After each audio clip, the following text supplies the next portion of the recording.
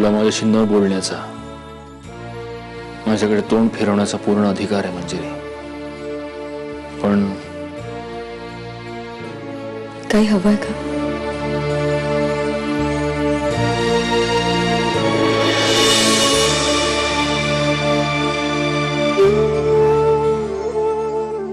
माफी हवी आहे, नाहीतर शिक्षा तरी. कशाबद्दल? ते तुला खूप चांगलं माहिती आहे. शिक्षेचं म्हणाल तर जे झालंय त्यात आपल्या दोघांनाही शिक्षा झाली. मी एकटीच हाल सोसत होते आणि तुम्ही सुखासुखी झोपला होतात असं नव्हतं ना? हो, पण मी विनाकारण संशय घेतला तुझ्यावर. त्यासाठी तुमच्याकडे कारणं होती आणि तुमच्यासाठी ती 100% खरी होती. म्हणजे तू मला माफ केलेस?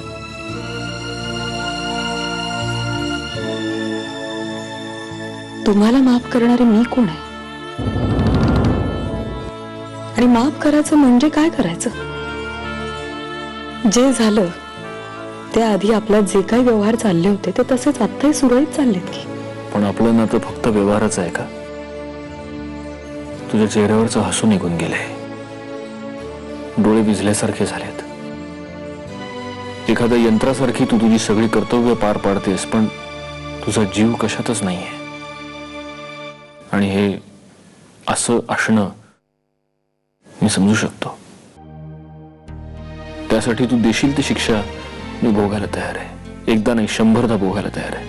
पण मंजिरी, मला फक्त एक सांग, तुझ्या चेहऱ्यावरचं ते हसू परत आणण्यासाठी मी काय करू? आजारी माणसालाच आजाराचं औषध विचारताय तुम्ही. तुमचा प्रत्येक शब्द झेललाय मी. त्यासाठी या आधीही तयार होते आणि आत्ताही तयार आहे.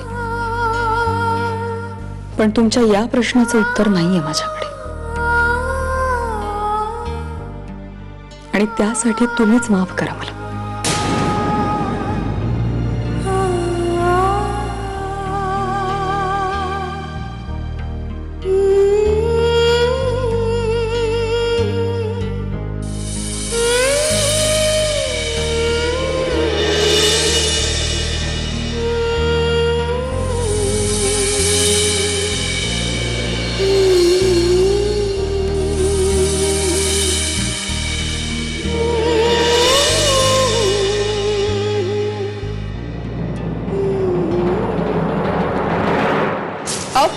आत्या, मी मंजिरीची काळजी नाही घेणार तर कोण घेणार? बिचारी भोळी मंजिरी. अगं पण डाव पलटला तर? असा कसा पलटेल? तुला आठवतंय आत्या? आत्या, तूच म्हणाली होतीस ना की या घरातलं मंजिरीचं महत्व वाढणार आहे म्हणून. अगं पण तसंच घडतंय की. नाही, चुकतेस तू. मंजिरी आणि सत्यजित मध्ये अजूनही दुरावा आहे आणि त्यात आता मंजिरी चालली माहेरी. म्हणजे हा दुरावा आणखीन वाढणार. आणि या गोष्टीचा फायदा कसा करून घ्यायचा आहे मला चांगलंच माहिती आहे आणि जमतं सुद्धा. आई अंबे, काय डाव मांडलायस ग बाई? डाव तर अजून मांडायचा आहे आत्या. एकदा का मंजिरी या घरातून गेली की या घरात सत्यजित आणि मी, आम्ही दोघच,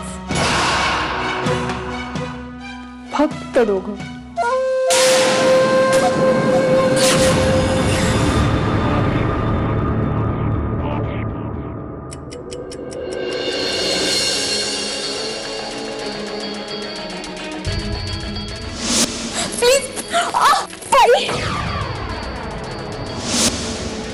जोपर्यंत ही माझ्याशी खरं बोलत नाही तोपर्यंत हिनं माझ्या नजरेसमोर दिसायचं नाही.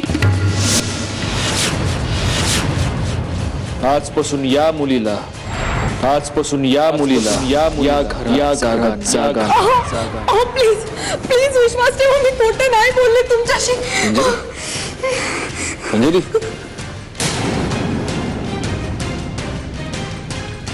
मंजिरी, काय काय झालं?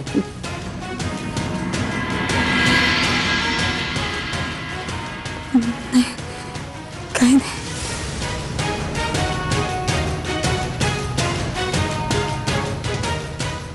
Sorry sorry.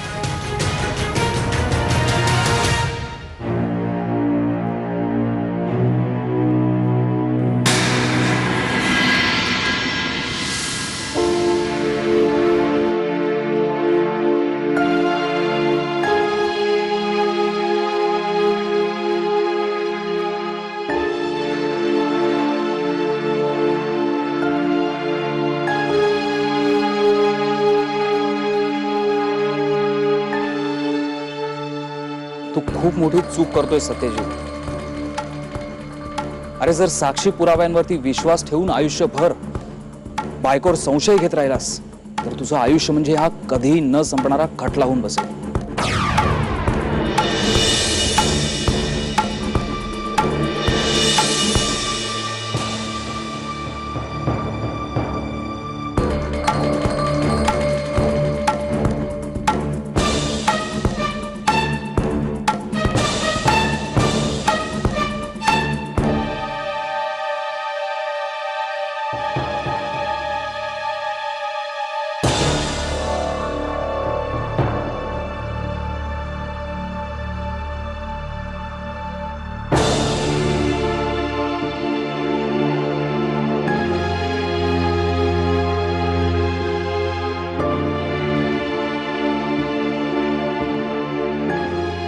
आई लग्न केलं ना, मी हिच्याशी.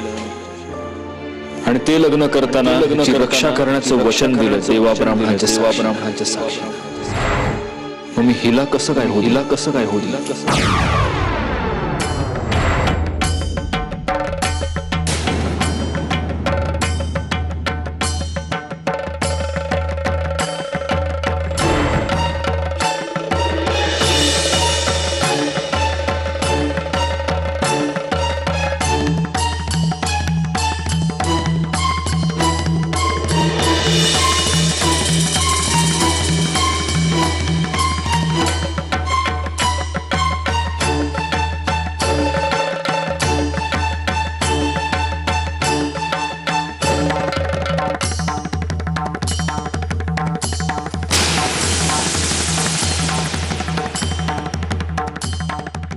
Sorry sorry.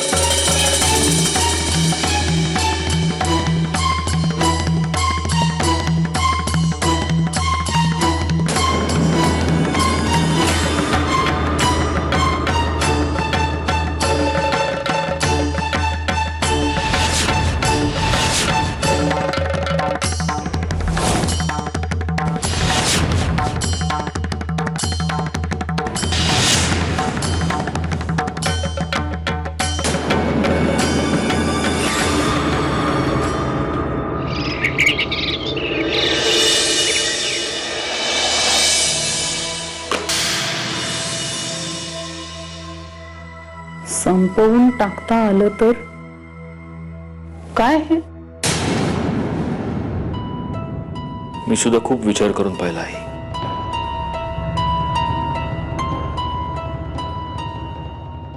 मलाही नाही कळत आहे काय आहे.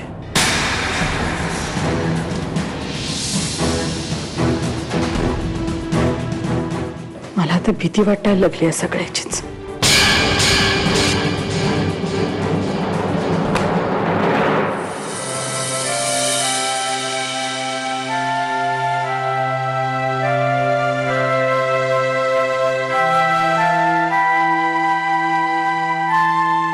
खाऊन घ्या. तुझा उपवास सुटला? नाही मी सोडेन नंतर. त्यानंतर मी सोडेन. हे बघा प्लीज खाऊन घ्या. तुम्हाला ऑफिसला जायचंय.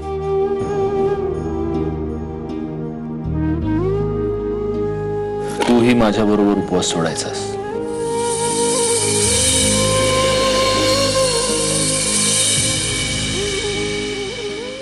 बर, खाऊन घ्या.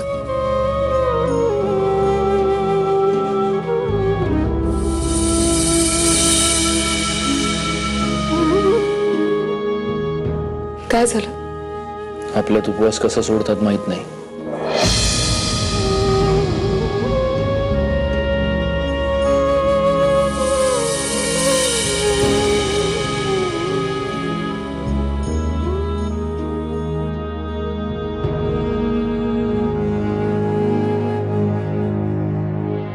आता तुलाही उपवास सोडावा लागेल.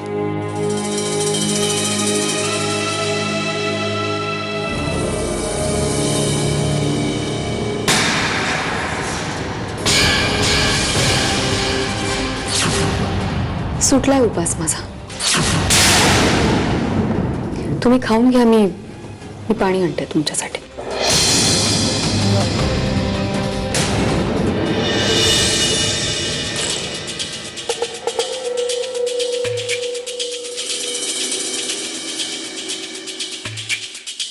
आत्या, तुला बोर नाही होत असं एकटीलाच खेळत बसायला? सारखं सारखं घरात बसून तुझा जीव गुदमरत नाही? बाहेर जा जरा, फ्रेश एअर मध्ये. तुला नेमकं काय सांगायचं ते सांग. विसरलीस तू? आपलं काय ठरलं होतं? मंजिरी माहेरी गेल्यावर तू मावशीला घेऊन देवदर्शनाला.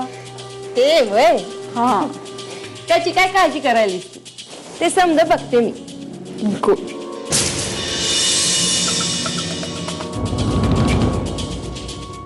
प्रिया, मला तुला काही सांगायचंय. आता सांगण्यात नको वेळ वाया घालवू. आत्या चल, तुला बॅग पॅक नाही करायचे का? हे बघ, मंजिरी माहेरी जाईल, मी आणि वहिनी देवदर्शनाला जाऊ, त्यानंतर तू आणि सत्यजित, फक्त तुम्ही दोघं. अगं थोडा विचार कर. सगळा विचार केलाय मी. पण हे समज करून काय फायदा होणार आहे तुला? सत्यजित माझा होईल.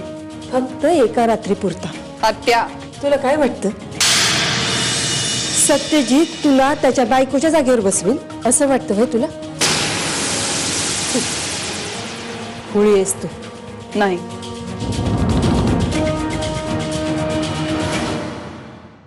हीच तर पहिली पायरी आहे आत्या. आणि शेवटची बी. आत्या, ज्या गोष्टीचा आपल्याला अनुभव नसतो ना, त्या गोष्टीत बोलू नये एवढं. तोंड सांभाळून बोल प्रिया. काय चुकीचं बोलले मी? बरोबर तेच बोलले ना? प्रिया, सत्यजित साठी मी काहीही करायला तयार आहे. कोणताही मार्ग वापरायला तयार आहे मी. पण मला सत्यजित हवाच आहे. कारण 20 वर्षानंतर तुझी या घरातली जागा मला नाही घ्यायची. चला आता देवदर्शनाचं बघा.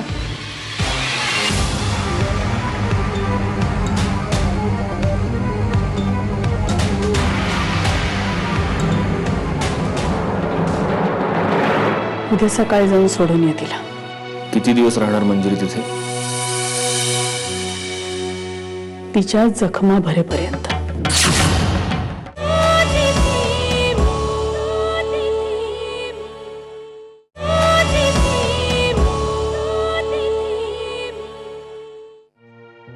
सत्यजित, मी मंजिरीच्या आईशी बोलले. कशाबद्दल? आपण आत्ताच बोललो ना तिला माहेरी पाठवण्याच्या बाबतीत. मग काय म्हणाले त्या काय म्हणणार? लेक माहेरपणाला येते म्हटल्यावर आनंदच झाला त्यांना. चांगलंय. तिथे गेल्यानंतर इथल्या गोष्टींमध्ये अडकून पडणार नाही ते. आई, तूही अजून मला माफ केलेलं नाहीयेस ना? उद्या सकाळी जाऊन सोडून ये तिला. नाही जमणार. मला उद्या सकाळी एक महत्वाची मीटिंग आहे म्हणून. मग संध्याकाळी जमव.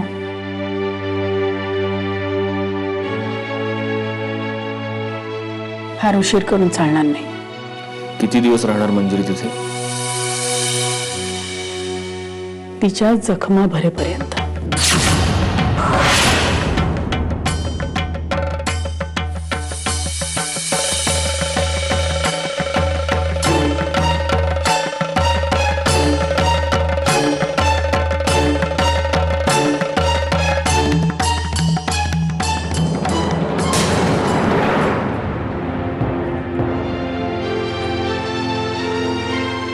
आई,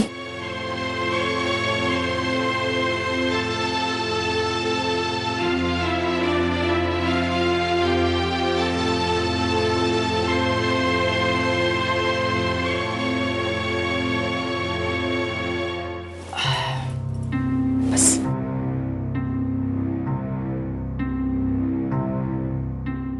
मंजिरी, बस जरा, मला बोलायचंय तुझ्याशी.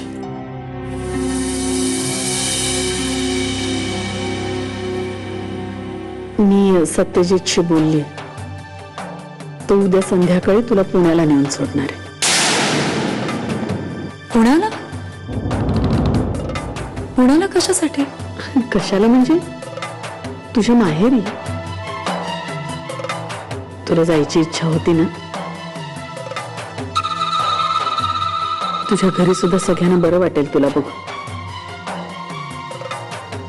तुझ्या आईशी बोललीये मी. आई, मला नाही जायचंय माहेरी.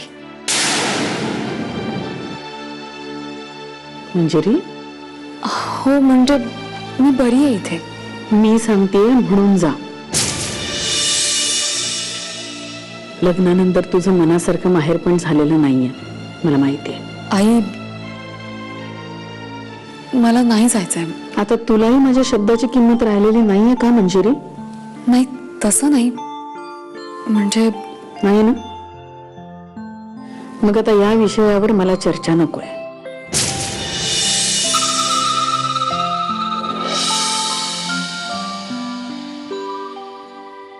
जा, सत्यजित वाट बघत असेल.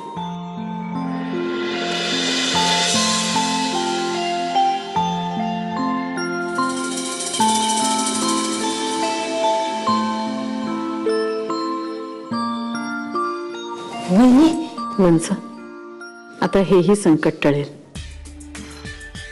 मी मंजिरीला माहेरी पाठवते काही दिवस. स्वतः सत्यजित सोडायला जातोय. आता बघा, मंजिरी परत आली ना की पुन्हा पहिल्यासारखी असेल, हसरी.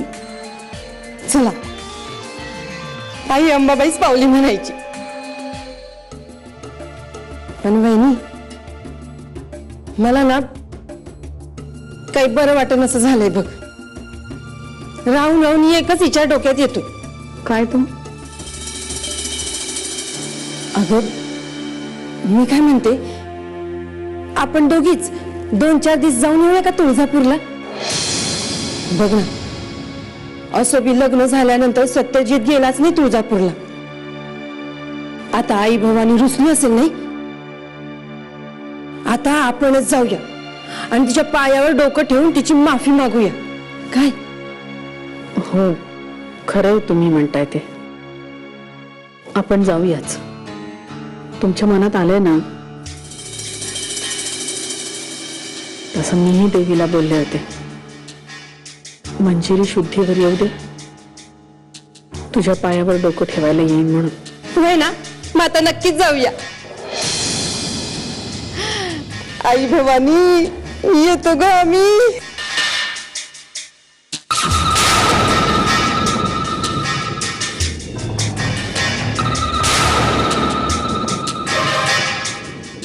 तू तुझ्या आई बाबांबरोबर 2-1 आठवडे राहिलीस तर त्यांनाही किती छान वाटेल ना, आणि आम्हाला पण इकडे खूप छान वाटेल.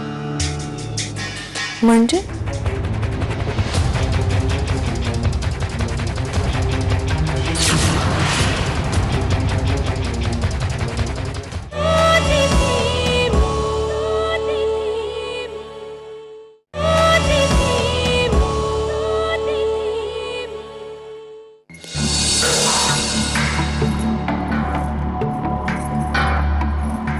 फायनली तू चाललीस म्हणजे पुण्याला, माहेरी. हो, म्हणजे आई म्हटल्या जाऊन ये म्हणून. कधी जाणार आहेस? उद्या. चल मी तुला मदत करते, तुझी तयारी करून देते. सांग काय करायचं. अगं नाही राहू दे, झालीये तयारी माझी. मंजिरी आता जाशील ना तर चांगले 10-15 दिवस आराम कर तिकडे, मज्जा करून ये. 15 नाही ग, 2-4 दिवसातच परत येईन म्हणते. अजिबात यायचं नाही. काय? म्हणजे तू तुझ्या आई बाबांबरोबर 2-1 आठवडे राहिलीस तर त्यांनाही किती छान वाटेल ना, आणि आम्हाला पण इकडे खूप छान वाटेल. म्हणजे म्हणजे तिकडनं परत आल्यावर तू किती छान फ्रेश असशील ना, आणि आमच्या सगळ्यांसाठी तेच महत्वाचं आहे, तू छान असणं. अगं म्हणजे तू ती ऑरेंज साडी नाही घेतलीस? मी तुला देते. वेडे, तुझ्यावरती इतकी छान दिसते ना ती ऑरेंज साडी, तर तू घेऊनच जा. आणि ती